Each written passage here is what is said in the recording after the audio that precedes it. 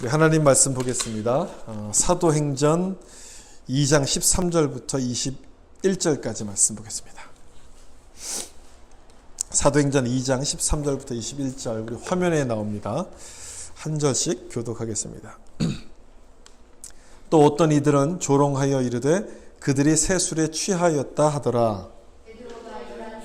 함께 서서 소리를 높여 이르되 유대인들과 예루살렘에 사는 모든 사람들아 이 일을 너희로 알게 할 것이니 내 말에 귀를 기울이라.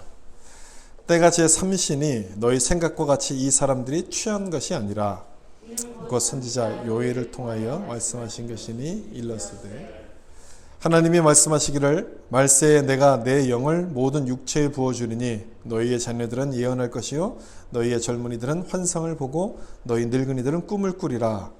그때 내가 내 영을 내 남종과 여종들에게 부어주리니 그들이 예언할 것이요 또 내가 위로 하늘에서는 기사를 아래로 땅에서는 징조를 베풀리니 곧 피와 불과 연기로다.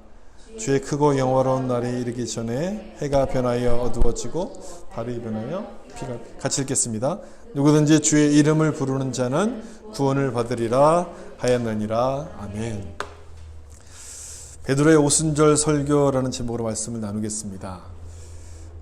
우리가 신앙생활을 하다 보면 이해하지 못하는 일을 만날 때가 있습니다. 예수를 믿지 않고 교회를 다니지 않는데도 하는 일마다 잘 되고 병에도 걸리지 않습니다. 그들의 자녀들을 보면 승승장구하죠. 그래서 반대로 새벽 기도도 열심히 나오고 교회 봉사도 열심히 하는데 하는 일마다 안 돼서 고생하는 사람도 있습니다. 이런 일이 없으면 좋겠지만 이런 일이 실제로 일어나지 않습니까? 그래서 그걸 보면서 참 우리가 시험에 들기도 하는데 여러분 같으면 어떻게 하시겠습니까? 이런 상황을 만난다 할지라도 여러분의 믿음을 계속해서 지켜나가겠습니까? 제가 시작부터 좀 무거운 질문을 드려서 죄송하지만 베드로가 오늘 본문에서 강조하려고 하는 바가 바로 이것이기 때문에 그렇습니다. 예수 믿는 그리스도인들은 어떤 모습으로 살아가야 되느냐? 신앙생활의 목적을 강조합니다. 우리가 예수를 믿는 것은 돈을 많이 벌어서 행복하고 남부럽지 않게 살려고 믿는 것이 아니지 않습니까? 물론 그런 것도 어느 정도 있긴 있겠지만 그것이 근본적인 신앙의 목적은 아닌 거죠. 예수님이 나의 주님이시기 때문에 그 예수님을 믿게 되는데 그것에 담긴 의미를 베드로가 오늘 본문에서 설교를 합니다. 설교를 통해서 말씀을 하고 있습니다. 지난주에 우리가 살펴본 내용은 오순절에 성령이 임하고 제자들의 외국어로서 복음을 전하는 모습을 듣고 사람들이 깜짝 놀라게 되는 장면까지 말씀을 드렸습니다. 그 모습을 본 사람들이 막 소동이 일어났죠. 깜짝 놀랐죠. 교육을 받아본 적도 없는 이 사람들이 그 외국어를 통해서 복음을 전하니까 놀랄 수밖에 없었는데 한편에서는 이렇게 조롱하는 사람들도 있었습니다. 이 사람들이 술에 취해서 그렇다. 그래서 베드로가 나서서 그들의 주장을 반박하면서 성령을 주신 의미를 설명하게 되는데 이 말씀이 베드로의 오순절 설교라고 부르는 말씀입니다. 이 오순절 설교는 크게 세 부분으로 나눠지는데요. 17절부터 21절까지 오늘 우리가 읽었던 그 본문이 요엘서를 인용하면서 성령 강림을 설명하는 내용이고 그 다음에 이어지는 22절부터 36절까지가 예수님의 구원 사역이 성령 강림과 어떻게 연결되는가를 설명하는 말씀입니다. 그리고 마지막에 37절부터 41절이 회개를 선포하는 말씀인데 이 중에서 오늘은 첫 번째와 두 번째 부분을 좀 살펴보려고 합니다. 먼저 15절을 좀 보시면 때가 제3시니 너희 생각과 같이 이 사람들이 취한 것이 아니라 이렇게 베드로가 이야기합니다. 술에 취했다고 조롱하는 사람들에게 지금 반박을 하는 내용이죠. 지금의 3시다. 오전 9시라는 얘기거든요. 지금이 아침인데 이 사람들이 술에 취할 수 있겠느냐? 그런 얘기입니다. 유대인들 하루에 3번씩 기도했는데 첫 번째 기도 시간은 오전 9시입니다. 3시입니다. 매일매일 그렇게 기도하다가 안식일이 되고 절기가 되면 특별하게 이날은 첫 기도할 때까지 음식을 먹지 않습니다. 바로 이때가 이제 절기였고 안식일 아닙니까? 그랬으니 지금 벌어지는 일은 술에 취한 것이 아니라 성령께서 역사하신 결과라고 지금 이야기를 하는 거예요. 그러면서 그걸 설명하기 위해서 베드로는 구약 성경에 나오는 요엘서의 말씀을 인용하는데 이 내용이 베드로 설교의 그 첫 부분에 해당되는 부분입니다. 여기서 베드로는 성령이 오심으로써 새 시대, 새 언약의 시대가 열렸다는 부분을 강조하는데 이 내용을 좀 먼저 생각해 보겠습니다. 새 언약의 시대가 열렸다는 것을 말씀합니다. 16절과 17절을 보시면 이는 곧 선지자 요엘을 통해서 말씀하신 것이니 일러스되 하나님이 말씀하시기를 말세에 내가 내 영을 모든 육체에 부어주리니 너희 자녀들은 예언할 것이요 너희 젊은이들은 환상을 보고 너희 늙은이들은 꿈을 꾸리라 이렇게 말씀합니다. 오순절에 임한 성령 강림 사건으로 혼란스러웠던 이 사람들에게 그 의미를 설명하기 위해서 지금 요엘서 말씀을 인용하고 있는 거죠. 사도행전 1장에서 가룟 유다의 빈자리를 뽑을 때 그 베드로의 모습을 보았던 것처럼 베드로의 영적인 통찰력이 여기서도 여전히 드러납니다. 요엘서는 구약 성경 중에서도 아주 짧은 말씀입니다. 이 석 장밖에 안 되는 아주 짧은 말씀인데 그 말씀을 딱 집어낸 거예요. 그 중에서도 2장 끝부분에 나오는 이 말씀을 딱 집어서 지금 베드로가 인용을 하는 거예요. 17절에 보시면 하나님이 말씀하시기를 말세에 내 영을 부어주신다 이렇게 말씀하는데 내 영은 성령을 말하는 겁니다. 말세에 성령을 부어주신다. 따라서 성령이 지금 임했다는 것은 지금이 어떤 때라는 얘기입니까? 말세라는 것이죠. 말세가 시작되었다. 지금 이걸 말하는 거예요. 문자적으로 말세라는 의미는 세상의 끝을 의미하는 것이지만 이 말씀에서는 이런 뜻입니다. 이스라엘 백성을 중심으로 했던 이 구원의 역사의 마지막 단계가 시작됐다. 그런 뜻이에요. 이스라엘 백성을 중심으로 했던 구원 역사의 마지막 단계. 여러분, 이스라엘 백성을 중심으로 했던 구원 역사가 뭡니까? 구약 아닙니까? 구약은 이스라엘 백성들을 통해서 지금 누굴 구원하실 것을 말씀하는 내용입니까? 모든 사람들을 구원하실 것을 말씀하는 내용이에요. 모든 사람. 그러니까 여기 모든 육체에게 부어주신다는 그 말씀이 바로 그런 뜻인 거예요. 이제는 율법이나 혈통을 통해서 하나님의 백성이 되는 게 아니라 예수를 믿으면 누구든지 구원을 받는 구원 역사의 마지막 단계가 시작되었다는 뜻에서 말세입니다. 그걸 누가 열어주신 겁니까? 성령이 오심으로 그 말세를, 마지막 시대를 열어주셨다는 거예요. 예레미야 선지자가 예언했던 것처럼 하나님의 법을 그들의 속에, 그들의 마음에 두어서 나의 백성으로 삼겠다고 이 새 언약을 주셨어요. 이 새 언약의 시대가 성령이 오시면서부터 시작됐다는 거예요. 여러분, 새 언약, 신약 아닙니까? 옛 언약, 구약이잖아요. 구약과 달리 이 신언약, 이 신약 시대에는 누구든지 예수를 믿으면 하나님의 백성이 되는 그런 은혜의 시대, 그러니까 성령이 오심으로써 열어주셨다는 거죠. 구약에서는 성령이 특별한 사람과 특별한 사역이 있을 때만 임했는데 이제는 모든 육체에게 부어주세요. 그것도 그냥 주시는 게 아니라 부어주신다, 풍성하게 주신다고 말씀하시니 은혜의 시대 아니겠습니까?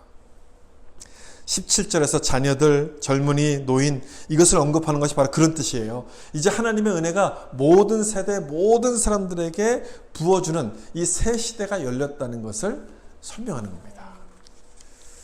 여러분, 이들에게 무슨 일이, 어떤 일이 일어난다고 설명하는지를 좀 보세요. 자녀들은 예언하고 젊은이들은 환상을 보고 늙은이는 꿈을 꾼다고 말하지 않습니까?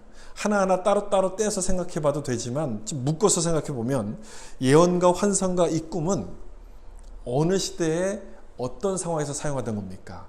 구약에서 사용하던 거예요. 구약 시대에 선지자나 제사장에게 하나님의 뜻을 알려주는 계시의 수단이 바로 그것이었습니다. 그런데 이것을 누구에게 준다고 이야기합니까? 모든 사람들에게. 그 말은 이제는 모든 사람들이 선지자와 제사장의 역할을 감당하는 사람들이 되도록 하시겠다, 이런 뜻 아니겠습니까? 그래서 베드로는 나중에 편지를 쓸 때 베드로전서에서 이렇게 쓰잖아요. 너희는 택하신 족속이요 왕 같은 제사장들, 거룩한 나라, 이렇게 쓰는 거예요. 성령을 주심으로써 이제는 우리 모두를 제사장처럼 사용하시는 하나님의 새로운 시대가 열렸다는 것을 베드로가 깨달았다는 거예요. 그 다음에 19절과 20절을 보면 또 내가 위로 하늘에서는 기사를 아래로 땅에서는 징조를 베풀리니 곧 피와 불과 연기로다. 주의 크고 영화로운 날이 이르기 전에 해가 변하여 어두워지고 달이 변하여 피가 되리라.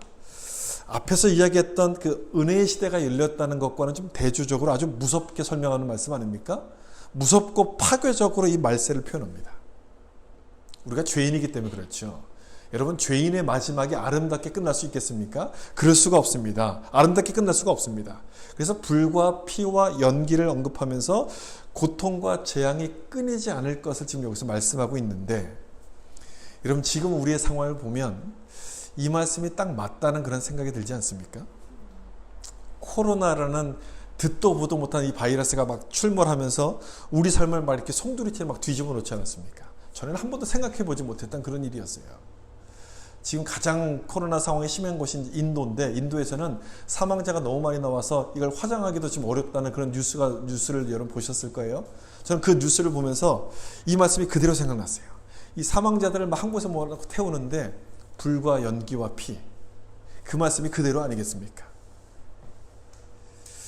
안타까운 것은 이런 일이 줄어들기보다 주님이 다시 오실 그때까지 더 심해진다고 말씀합니다. 20절에 해와 달이 변하여 피가 된다는 말씀이 바로 그 말씀이거든요.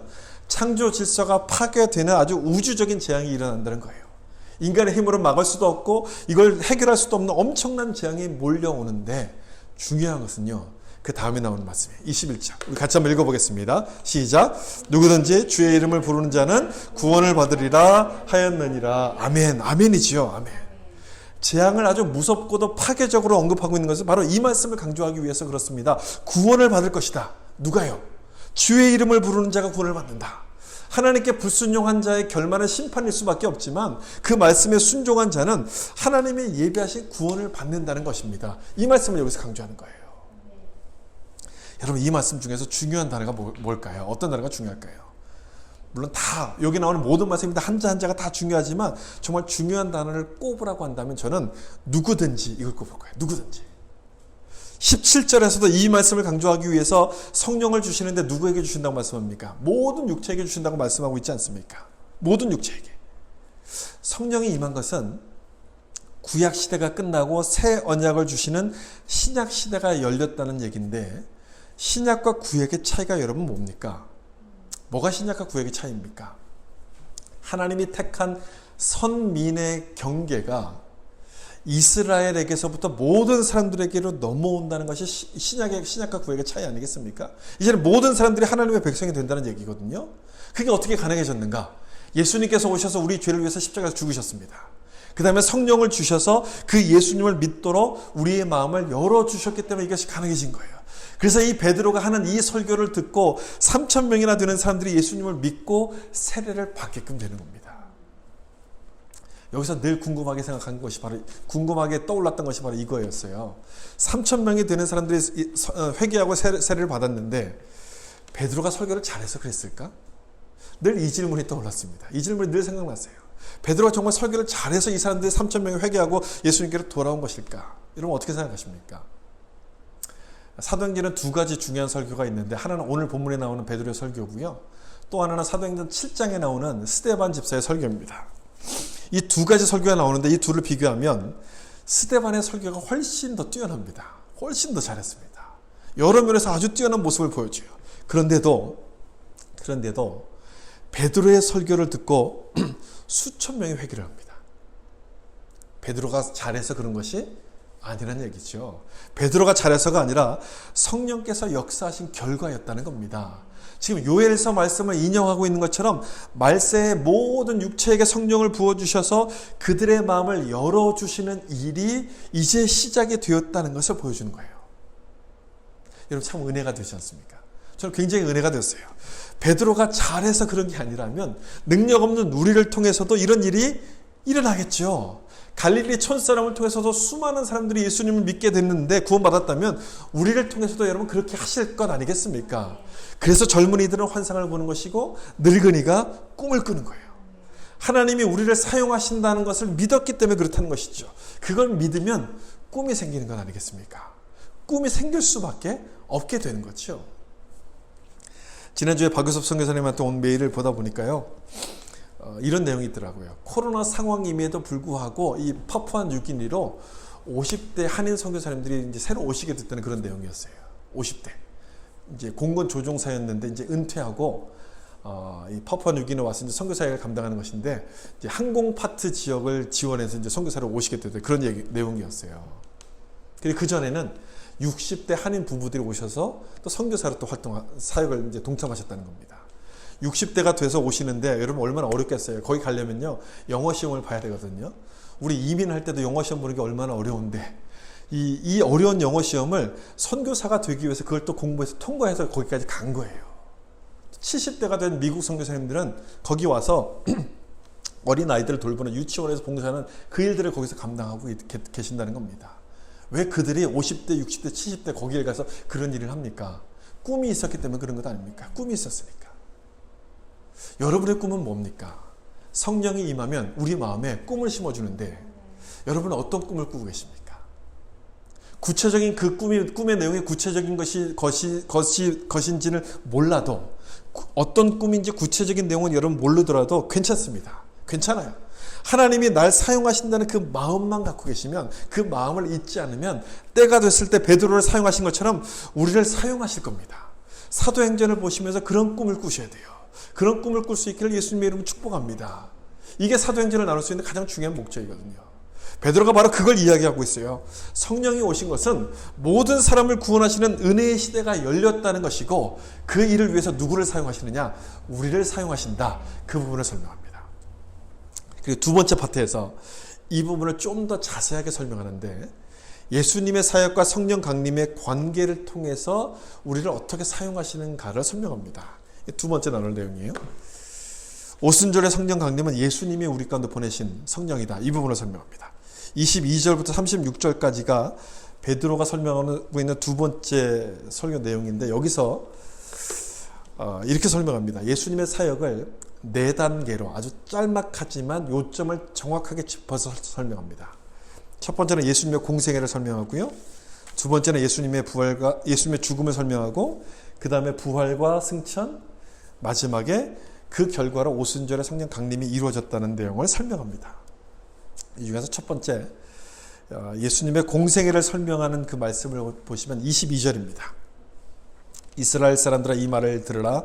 너희도 아는 바와 같이 하나님께서 나사렛 예수로 큰 권능과 기적과 표적을 너희 가운데서 베푸사 너희 앞에서 그를 증언하셨느니라. 이 말씀처럼 예수님께서 이 땅에 오셔서 뭘 하셨냐면 병을 고쳐주셨고 귀신을 쫓아내셔서 하나님이 보내신 메시아임을 나타내셨습니다. 여기서 너희도 아는 바라고 한 것처럼 예수님이 행하신 모든 기적들을 사람들이 다 봤죠. 여러분 너희도 아는 바 이 단어를 좀 잘 기억하시면 좋겠어요. 너희도 아는 바. 모든 사람들이 예수님이 하시는 일들을 보았고 메시아로서 그들에게 인식에 이제 나타나지게 되었습니다. 그래서 어떻게 됩니까? 종교 지도자들의 미움을 받아서 예수님이 십자가에서 죽으시게 되죠. 십자가의 죽음이 베드로가 설명하고 있는 예수님의 두 번째 단계인데 23절 내용을 제가 찾지는 않겠지만 거기서 말씀하고 있는 내용은 뭐냐면 십자가의 죽음이 하나님이 미리 정하셨던 계획이라는 것을 설명합니다. 그리고 그 다음 세 번째 단계 예수님의 부활을 설명하는데 여기서 25절을 좀 보시면 다윗이 그를 가리켜 이르되 내가 항상 내 앞에 계신 주를 배웠으며 나로 요동하지 않게 하기 위하여 그가 내 우편에 계시도다. 이렇게 말씀합니다. 예수님의 부활을 설명할 때 다윗의 시편을 지금 인용합니다. 이 얘기는 뭐냐면 십자가의 죽음과 마찬가지로 예수님의 부활도 역시 하나님이 계획하셨던 것임을 보여주기 위해서 지금 이 시편을 인용하는 거죠. 여러분 여기서 보시면 다윗이 내 앞에 계신 주를 배웠으며 라고 이야기합니다. 여기서 주는 누구를 가리키겠습니까? 예수님을 가리켜요. 예수님. 이상하지 않습니까? 다윗이 어떻게 예수님을 봅니까? 예수님은 한참 후에 오신 분인데 이 다윗을 어떻게 봤습니까? 육신의 눈으로 봤다는 얘기가 아니라 믿음의 눈을 가지고 지금 예수님을 보았다. 지금 그걸 설명하는 거예요. 그 다음 27절 보시면 이런 말씀이 나오죠. 이는 내 영혼을 음부에 버리지 아니하시며 주의 거룩한 자로 썩음을 당하지 않게 하실 것이미로다. 다윗이 계속해서 고백하는 내용이거든요. 사울의 추격으로 죽음의 위기를 맞았을 때 하나님께서 은혜를 베푸셔서 그때마다 이걸 피할 수 있었다는 것을 고백하는 그 감사의 내용인데 베드로는 이 말씀을 지금 누구에게 적용하고 있냐면 예수님이 부활하신 것에 이 말씀을 지금 적용합니다. 예수님의 부활을 예언하는 말씀이다. 그렇게 지금 해석해 주는 거예요. 썩음을 당하지 않게 하실 것. 이게 죽긴 죽더라도 다시 살리신다는 그런 뜻 아닙니까? 그런데 이것을 다윗에게 적용하려면 다윗은 죽었잖아요. 죽어서 무덤에 묻혀 있잖아요. 무덤에 그냥 남아 있잖아요. 그러니까 다윗에게 해당되지 않는다는 얘기예요. 다윗이 고백하긴 고백했지만 다윗 자신을 향한 그 고백이라고 보기보다는 다윗의 후손으로 오실 그 메시아를 향한 고백, 이 고백을 미리 드린 것이라고 지금 이야기하는 거예요. 다윗 때 그걸 알았거든요. 자기의 후손 중에서 한 사람을 메시아로 세운다는 것을 다윗이 알았습니다. 그걸 미리 보았다라고 29절 30절에서 그렇게 지금 베드로가 이야기해요. 이 말씀처럼 예수님이 죽었지만 썩음을 당치 않기 위해서 3일 만에 부활하시게 되는데 32절을 보세요. 어떻게 기록하냐면 같이 한번 읽어볼까요? 이 예수를 하나님이 살리신지라 우리가 다 이 일에 증인이로다. 이렇게 얘기해요. 하나님이 살리셨다. 예수님의 죽음도 하나님이 계획하시고 성취하신 것처럼 부활 역시도 하나님이 하신 일, 하나님의 약속을 성취하신 일이라고 지금 이야기를 합니다. 그러면서 우리가 이 일의 증인이다 이렇게 얘기합니다. 여기서 우리라는 말을 보세요. 우리가, 그 우리가 누굽니까? 베드로와 지금 이 말을 하고 있는 제자들, 사도들을 지금 이야기하는 것이죠. 앞에서 제가 22절에서 예수님의 공생애를 설명할 때는 예수님의 기적과 병 고치는 모든 것들을 다 너희가 본 것처럼, 너희가 보았다라고 얘기했어요. 너희가 보았다. 너희란 말을 쓰지 않습니까? 근데 여기서는 지금 우리라는 단어를 써요. 예수님의 부활은 우리가 본 거다라고 얘기해요. 그러니까 너희와 우리, 이 단어를 지금 대조하면서 너희가 본 게 있고 우리가 본 게 있다는 거예요. 너희가 본 것들은 뭡니까? 예수님께서 기적을 행하셨던 것과 십자가에 죽는 것까지만 봤어요. 우리가 본 건 뭡니까? 그 다음 예수님의 부활을 봤다는 얘기죠. 예수님의 부활은 택함을 받은 제자들만 본 것이라는 얘기입니다. 그리고 그 다음 예수님의 승천하신 것도 역시 제자들만 본 것이죠. 그러니 부활을 본 사람들은 뭘 해야 되는 겁니까? 그 부활을 전해야죠. 못 본 사람들에게 이 부활을 전해야 되는 거예요. 그게 증인 아니겠습니까? 십자가의 죽음만 보았던 사람들에게 예수님이 부활하셨고 승천하셔서 지금 너희가 보고 놀라는 이 오순절 성령 강림 사건을 만들어주셨다, 성령을 보내주셨다는 그 사실을 전해야 되는 거예요. 그게 증인 아니겠습니까? 그래서 베드로는 계속해서 그 내용을 이야기해요. 23절에 보시면 하나님이 오른손으로 예수를 높이심에 그가 약속하신 성령을 아버지께 받아서 너희가 보고 듣는 이것을 부어주셨느니라. 이렇게 말씀합니다. 그 의미를 계속 설명하는 중이에요. 하나님이 오른손으로 예수를 높이셨다. 그것은 예수님을 하나님의 우편에 앉히셨다는 그런 뜻이거든요. 하나님의 우편에 앉히셨다. 여러분, 예수님께서 승천하실 때 제자들이 그걸 봤잖아요. 그걸 보면서 이렇게 멍하니 쳐다봤습니다. 예수님이 어디로 가셨다라고 제자들이 생각했을까요? 승천하시긴 하셨는데 어디로 가셨다고 생각을 제자들이 했을까요? 하나님께로 갔다고 생각했을 겁니다. 하나님의 보좌 우편에 앉으셨을 거라고 생각을 했을 거예요. 왜냐하면 요한복음 16장에도 있는 것처럼 예수님께서는 내가 아버지께로 갈 것이다 이렇게 여러 번 말씀하셨어요.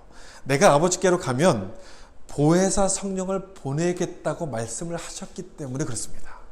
그래서 그렇게 생각을 했을 거예요. 성령이 임하기 전까지는 예수님께서 하나님께로 가셨구나, 그래서 하나님의 우편에 앉으셨구나 이렇게 추측만을 하고 있었는데 오순절 때 되니까 성령이 딱 임한 거예요. 그걸 보면서 확신이 생긴 거죠. 우리가 맞았구나. 우리 생각이 맞았구나. 그래서 베드로는 이렇게 33절에서 이 말씀을 통해서 설명하고 이어지는 36절에서 이런 말씀합니다. 중요한 말씀이죠. 같이 한번 읽어볼까요?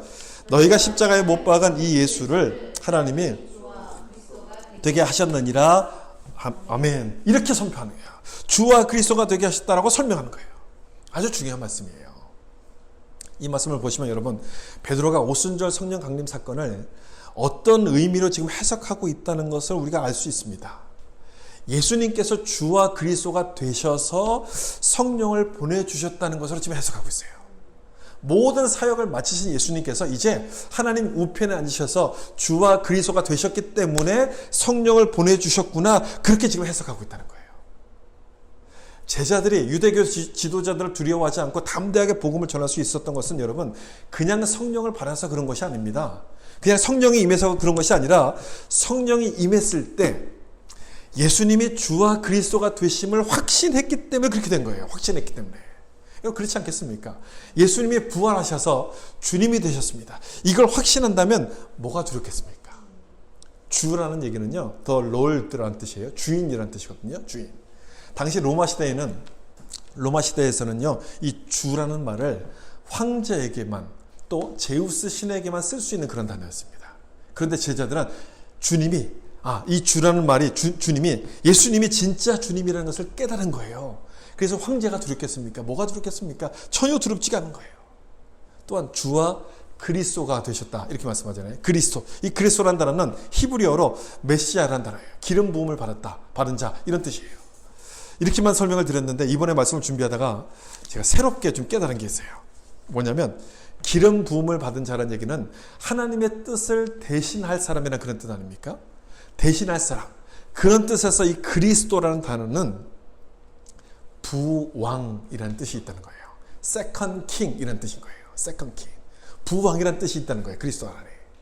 그렇게 보면 이 그리스도라는 의미가 좀 더 여러분 선명해지지 않습니까? 우리나라 조선시대에도 왕자가 아버지 보좌 우편에 조그만 작은 보좌를 두고서 아버지를 도와서 이 나라를 다스렸던 그런 일들이 종종 있었습니다. 아들이 어렸을 때 아버지가 도운 것을 섭정이라고 하기도 하지만 거꾸로도 마찬가지거든요. 이렇게 아버지를 도와서 했던 것을 섭정을 했었는데, 그것처럼 예수님이 하나님 우편에 앉으셨다는 말이 바로 그런 뜻이라는 거예요. 하나님이 예수님을 부왕으로 삼아서 이 온 세상을 공동으로 통치하시기 시작했다는 얘기입니다. 그래서 제자들이 이전과는 다른 아주 담대한 모습으로 변화된 거예요. 성령이 임하자 초능력이 생겨서 담대해진 것이 아니고요. 초능력이 아니라 예수님이 주와 그리스도가 되심을 확신했기 때문에 그렇게 했다는 얘기예요. 다시 한번 사도행전 2장 33절을 보시면 이제 그 의미가 뭔지가 여러분 좀 더 분명해지실 거예요. 같이 한번 이 말씀 읽어볼까요? 하나님이 오른손으로 예수를 높이심에 그가 약속하신 성령을 아버지께 받아서 너희가 보고 듣는 이것을 부어주셨느니라. 아멘. 예수님께서 약속하신 성령을 받아서 주셨다라고 말씀해요. 여러분 이게 무슨 뜻입니까? 예수님이 해야 될 모든 사명을 다 마쳤기 때문에 이제 성령을 주셨다는 얘기예요. 모든 감당할 사명을 마치고 하나님 우편에 앉으셔서 주와 그리스도가 되셨기 때문에, 이제는 세상을 통치하시는 분이 되셨기 때문에 이 성령을 너에게 보내주셨다, 이런 뜻이라는 거예요. 여러분 이해가 되시죠? 무슨 얘기인지. 이 내용이 베드로가 설명하는 그 4단계 중에서 가장 마지막에 나오는 단계입니다. 예수님의 모든 사역이 바로 오순절 성령 강림과 연결이 된다는 거예요. 이제 그 사역을 마치고 주와 그리스도가 되셨기 때문에 예수님께서 성령을 파송하셨다, 우리에게 주셨다, 이렇게 설명하는 겁니다. 이 말씀은 성령을 우리에게 성령을 주셨다는 것을 설명하는 말씀이기 때문에 아주 중요한 말씀인데, 교회 역사로 보면 참 안타까운 말씀이기도 합니다. 교회 역사를 보면 좀 안타까운 말씀이에요. 왜냐하면요, 이 말씀 때문에 교회가 갈라지거든요. 동방교회와 서방교회 이렇게 갈라지게 되는 말씀이 됩니다. 여러분 33절을 보시면 성령을 누가 주신다라고 표현하고 있습니까? 아버지입니까? 예수님입니까? 아니면 두 분 다입니까? 33절만 보면 아버지께 받아서 우리에게 주신다고 말씀하니까 아버지께서 아들을 통해서 주시는 것처럼 보이지 않습니까? 이런 입장이 동방교회입니다. 그런데 아버지와 아들로부터 주신다, 이렇게 보는 것이 서방교회 입장이에요. 그러니까 아들로부터, 이 말이 라틴어로 필리오케라는 단어인데, 필리오케 논쟁으로 말미암아 교회가 둘로 이렇게 쪼개져요. 나눠져요. 그 서방교회, 동방교회. 서방교회를 카톨릭교회라고 부르지 않습니까? 카톨릭이란 말은 지금은 그냥 이렇게 고유명사가 되어버렸는데요. 그게 보편교회라는 뜻이에요. 우리가 보편교회다, 이런 뜻이에요. 그래서 로마를 중심으로 해서 카톨릭교회가 생겼기 때문에 로만 카톨릭 이렇게 부르죠, 보통. 그리고 동방교회는 올소독스 이렇게 부릅니다. 이게 정통이라는 얘기거든요. 자기들이 정통이다, 이런 뜻에서 이 정교회라는 이름을 부르고, 그 당시 이제 동로마 지역이 콘스탄티노플이었어요. 지금의 터키 이스탄불 중심이에요. 이 콘스탄티노플 동로마 지역은 그리스어를 썼기 때문에 이 정교회를 그리스 정교회 이렇게 부르는 겁니다. 이 정도 교회 역사는 여러분들이 좀 알아두시는 게 도움이 될 것 같아서 좀 말씀을 드렸고요. 근데 우리는 이 말씀을 뭐 그렇게 신학적으로 복잡하게 이해할 건 없고요. 성부와 성자의 연합으로 성령을 주신다 이렇게 보시면 되는 거예요. 왜냐하면 정말 중요한 것은요, 이 성령을 주시는 이유가 중요하기 때문에 그렇거든요. 왜 성령을 주시는 겁니까, 여러분? 성령이 오심으로써 뭘 하십니까? 누굴 믿게 하십니까? 예수님을 믿게 하세요. 예수님을 믿게 하시려고 성령을 주시는 거예요. 이 부분이 중요한 거거든요. 생각해 보세요, 여러분. 우리가 어떻게 예수님을 믿었습니까? 부활하신 예수님 여러분 보셨어요? 예수님 만났습니까? 아니에요. 우리는 보지도 못했고 예수님을 만나지도 못했는데 이 예수님을 믿게 됐어요. 내 마음속에. 어떻게 믿었습니까? 성령께서 우리의 마음을 열어주셔서 이 예수님을 믿게끔 된 거거든요. 제자들도 마찬가지였어요. 제자들은 예수님의 부활을 직접 봤습니다. 직접 보았음에도 불구하고 그 부활의 의미를 깨닫지 못했어요. 그러다 언제 깨닫느냐? 성령이 임한 다음에서야 깨닫게 된대요.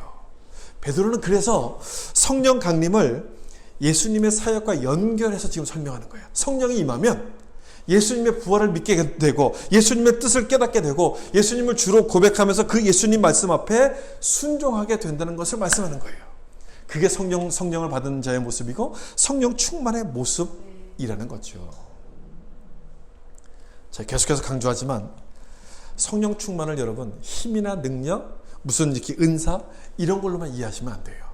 그런 걸로만 이해하시면 안 되고요. 방향으로 보셔야 돼요. 방향. 성령 충만을 방향으로 보셔야 돼요. 내가 가야 될 방향이 어딘지를 분명히 알고 어떤 방해에도 물러서지 않고 꿋꿋하게 그 길을 가는 것이 성령 충만이에요. 그 모습이 예수님을 주와 그리스도로 섬기는 그 모습 아니겠습니까?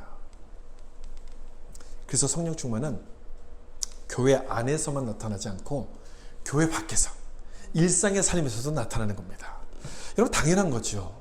예수님을 주님으로 주인으로 믿는 사람이라면 무엇을 하든지 누가 보든지 안 보든지 그 일을 열심히 하지 않겠습니까? 충성할 거야. 내가 맡은 일에 충성해요. 편법을 써서 쉬운 길로 갈 수 있지만 그 길을 가지 않고 묵묵히 정도를 걸어갑니다. 그러니 어디를 가든지 이 사람이 환영을 받죠. 모든 사람이 좋아합니다. 모든 사람에게 인정받는 쓸모 있는 사람이라는 소리를 듣게끔 됩니다. 그게 성령 충만이라는 거예요. 무슨 말인지 이해가 되시죠? 할렐루야만 외치는 그런 모습이 아니라 할렐루야를 외치면서도 내 일에는 책임감도 없고 그냥 내가 맡은 일을 꾀만 피우고 게으른다면 그 모습이 주님을 믿는, 예수님을 주로 믿는 모습이라고 이야기할 수 있겠습니까? 월요일부터 토요일까지 6일 동안은 내 마음대로 살다가 주일이 돼서 그 예배드리는 그 딱 1시간만 잠깐 하나님을 생각한다면 그 모습이 성령 충만한 사람의 모습이라고 할 수 있겠습니까? 그럴 수가 없는 것이죠. 성령이 임하면 예수님이 누군지를 알아요. 예수님의 십자가를 알고 예수님의 부활을 믿게끔 됩니다. 예수님이 주님이심을 알게끔 되는 거예요. 그래서 세상에 살긴 살지만 이 세상의 뜻대로 살지 않고 하나님의 뜻을 먼저 생각하면서 살기 시작하는 거예요. 그래서 성령 충만한 사람에게 성령 충만이라는 것은 특별한 사람에게만 필요한 것이 아니고 목회자나 장로나 교회 리더들에게만 필요한 게 아니라 우리 모든 사람들에게 다 필요한 거예요. 신앙생활의 기본이 된다는 거예요. 성령 충만은 신앙생활의 기본인 거예요. 기본. 여러분 다시 한번 성령 충만을 주신 이유, 성령을 주신 이유를 다시 한번 생각해 보세요. 성령이 오심으로써 예수님이 어떤 분이라는 것을 알게 됩니까? 주와 그리스도라는 것을 깨닫기 시작해요. 주와 그리스도. 그러면 그걸 깨달은 제자들은 뭘 해야 합니까? 모르는 사람들에게 그걸 전해야죠. 십자가의 죽음, 예수님을 십자가에 못 박았던 사람들은 그걸 몰랐지 않습니까? 오순절에 임했던 그 현상을 보면서 사람들은 놀라기만 했지 그 의미를 지금 깨닫지 못하고 있지 않습니까? 그래서 따라서 성령 받은 제자들은 그 의미를 그들에게 전해줘야 되는 거예요. 우리가 술에 취해서 그런 게 아니라 너희가 십자가에 못 박던 이 예수님이 다시 부활하셨고 주와 그리스도가 되셔서 우리에게 성령을 보내셔서 너희가 보고 놀라는 이 모든 일들을 지금 만드셨다라고 전해줘야 된다는 거예요. 누구는 보았고 누구는 못 보았다면 본 사람들이 그걸 전해줘야 되는 것 아니겠습니까?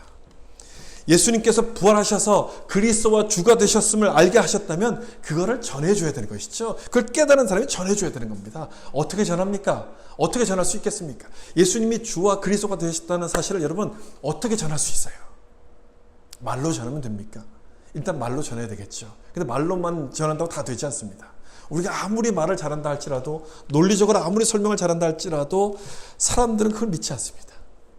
이미 그게 통했다면 이미 모든 사람들이 다 예수님을 믿었겠죠. 모든 사람이 다 구원을 받았을 겁니다. 그래서 우리는 말로만 전하면 안 된다는 것을 알기 때문에 이 제자들이, 사도들이 어떻게 복음을 전했는가를 좀 잘 봐야 돼요. 사도행전의 내용은 바로 그런 내용들을 기록하고 있는 것이거든요. 사도들이 어떻게 복음을 전했냐면 제자들이 성령이 딱 임했을 때 예수님의 십자가와 부활을 막 전합니다. 말로 전해요. 그리고 나서 어떻게 합니까? 고난을 받아요. 그것 때문에. 말로 전한 것 때문에 이들이 고난을 받기 시작합니다. 로마 시대에는요, 예수님을 주라고 고백하면 황제에 대한 반역죄가 해당되기 때문에 죽음을 각오해야만 되는 그런 일이었어요. 죽을 수 있는 일이었어요. 그런 상황에서 예수님을 주로 고백한다는 얘기는요, 진짜로 믿지 않으면 할 수가 없는 일이에요. 그냥 말로만 믿는 게 아니라 진짜로 믿었다는 것을 그들의 삶을 통해서 보여줬다는 거예요. 삶으로. 만약 이 사람들이 예수님을 주로 고백하면서도 고난받기를 두려워했다면, 주저했다면, 두려워서 타협하기 시작했고 도망갔다면 누가 이들의 말을 믿겠어요? 아무도 이들의 말을 믿지 않았을 거예요. 정말 예수님이 내 삶과 내 인생, 이 세상을 다스리시는 주님임을 믿는다면 타협할 수가 없는 거예요. 진짜 그걸 믿으면 타협할 수 없어요. 그 말씀에 순종하기 위해서 내 것을 포기하는, 두렵고 힘들고 어렵더라도 내 것을 포기하는 그런 용기가 우리 마음속에 생길 수밖에 없는 거죠. 다니엘과 세 친구를 보세요. 하나님만 섬기기로 딱 결심했을 때, 딱 결정했을 때 세상 왕에게 절하라는 그 요구를 거절하지 않습니까? 거절해요. 죽음을 두려워하지 않고 거절해요. 내 왕, 나의 주님이 누군지가 확실해지면 이 세상을 따라가지 않습니다. 이 세상을 거절할, 세상의 유혹을 물리칠 용기가 생기게끔 되는 것인데 삶으로 보여준다는 것이 바로 그거예요. 그거. 나에게 절하면 이 천하만국을 주겠다. 그런 유혹이 찾아올 때 아니요, 난 하나님만 섬기겠습니다. 그렇게 거절하는 그 모습인 거예요. 그 모습. 여러분, 그런 유혹을 받을 때가 있지 않습니까? 이번 한 번만 눈 감으면 큰 돈이 생기는데, 이 어마어마한 기회인데, 큰 돈이 생기면 내가 이걸로 뭘 할 수 있는데, 여러분, 그런 유혹이 찾아올 때가 있지 않습니까? 그럴 때 여러분 어떻게 하십니까? 여러분 같으면 어떻게 하시겠어요? 얼마 전 그 한국 뉴스에 보니까 한국에서 LH 직원들이 내부 정보를 이용해서 부동산 투기를 해서 큰 돈을 벌었다. 그래서 이슈가 됐다. 이런 내용들의 뉴스를 봤어요. 저는 그 뉴스를 보면서 이런 생각이 들었어요. 한국 사람의 4분의 1이 그리스도인들이라고 하는데, 그렇다면 그 사람들 중에도 분명 예수 믿는 사람이 있었지 않았을까? 이런 생각이 들었어요. 예수 믿는 사람이 분명 그 중에도 있지 않았을까? 근데 어떻게 그런 일을 합니까? 어떻게 그런 일을 할 수 있습니까?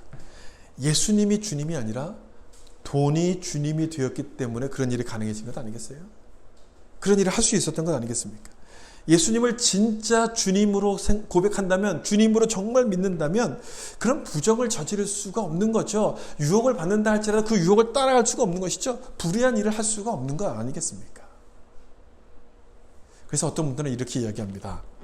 초대교회에만 예수님을 주로 고백하다 순교한 게 아니라 지금 우리도 예수님을 주로 고백하는 것은 순교다.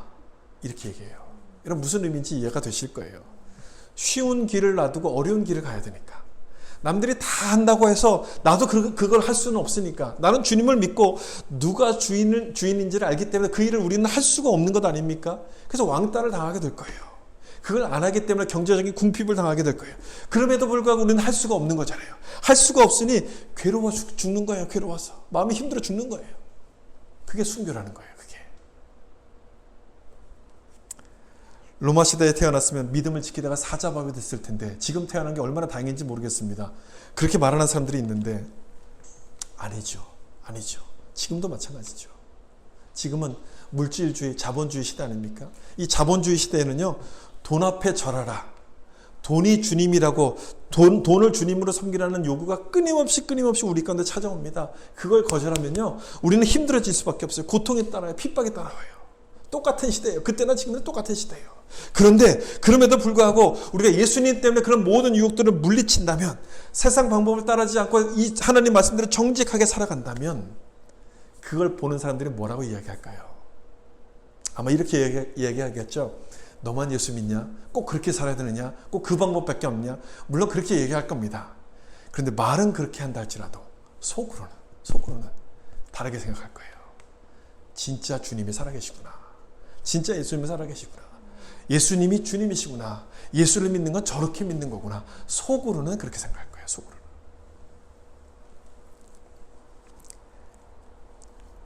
제가 서두에서 이런 질문을 드렸습니다.